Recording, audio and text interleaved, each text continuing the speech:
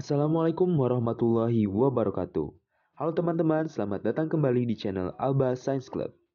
Hari ini saya akan kembali mengajak kalian untuk praktikum di laboratorium kimia, yaitu praktikum menentukan kepolaran suatu larutan.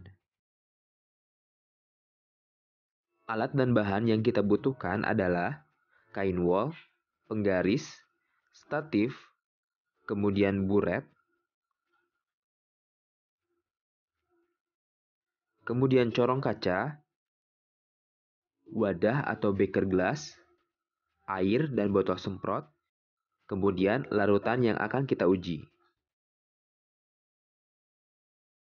Untuk teman-teman yang sedang belajar di rumah, buret ini bisa kalian ganti dengan menggunakan benda yang biasanya ada di rumah kalian, yaitu botol plastik bekas. Nah, botol plastik bekas ini bisa kalian potong seperti yang ada di layar, kemudian si tutupnya kalian beri lubang.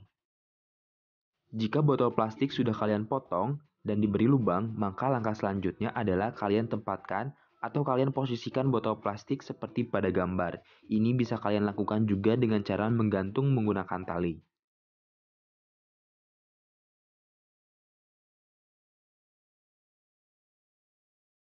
Langkah kerja pertama dalam praktikum ini adalah kita men-setting buret. Kemudian kita masukkan larutan yang akan kita uji.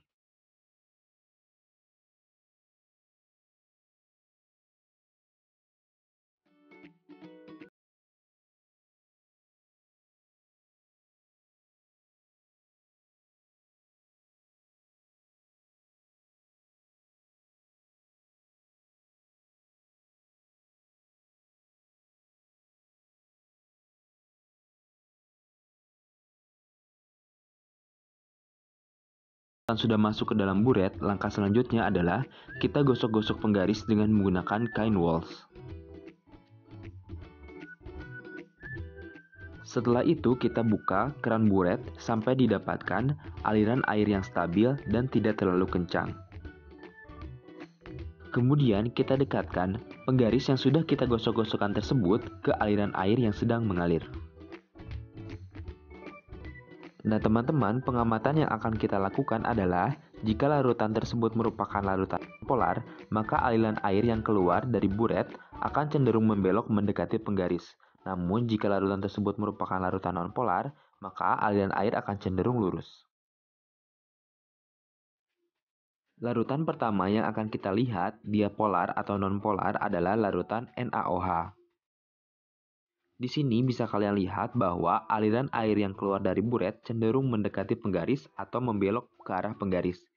Berarti larutan tersebut merupakan larutan polar. Nah, untuk kalian yang menggunakan botol plastik, langkah kerjanya hampir sama. Tinggal kalian masukkan larutan yang akan kalian uji ke botol plastik tadi. Kemudian kalian gosok-gosok penggaris ke kain wol dan didekatkan ke aliran air yang mengalir.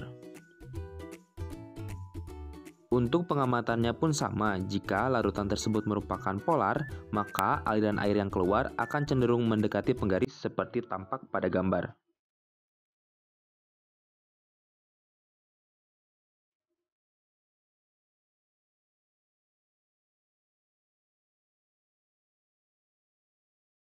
Nah teman-teman, jika kalian ingin menggunakan buret yang sama untuk menguji larutan yang berbeda, maka kalian jangan lupa untuk membilas buret tersebut.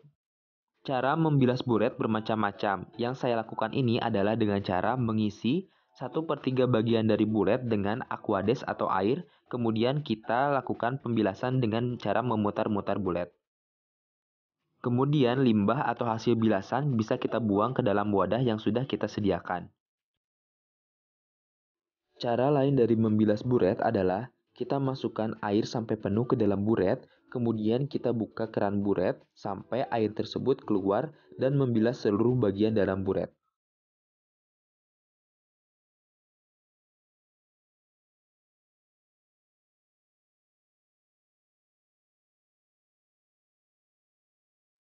Selanjutnya, sebelum kita memasukkan larutan kedua secara penuh, maka kita perlu membilas buret dengan larutan yang akan kita masukkan.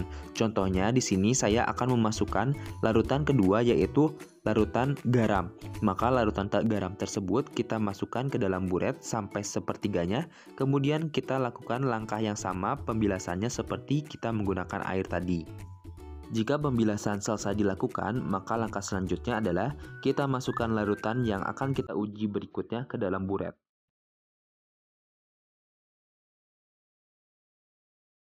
Nah, teman-teman, ini adalah larutan kedua yang saya uji. Ini adalah larutan garam atau NaCl. Di sini tampak larutan tersebut membelok mendekati penggaris. Berarti larutan tersebut merupakan larutan polar.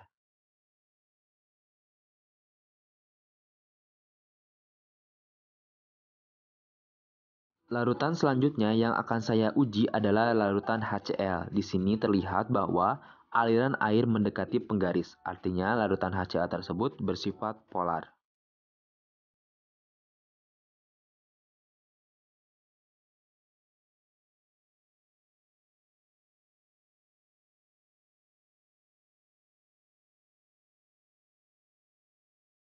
Selanjutnya, saya mempunyai larutan gula. Di sini terlihat bahwa larutan gula juga bersifat polar. Selanjutnya adalah larutan cuka. Di sini juga terlihat bahwa aliran yang keluar mendekati penggaris, artinya larutan bersifat polar.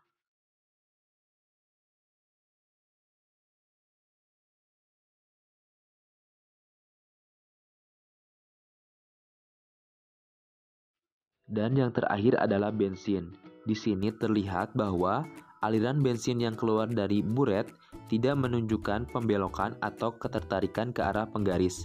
Artinya, bensin bersifat non-polar.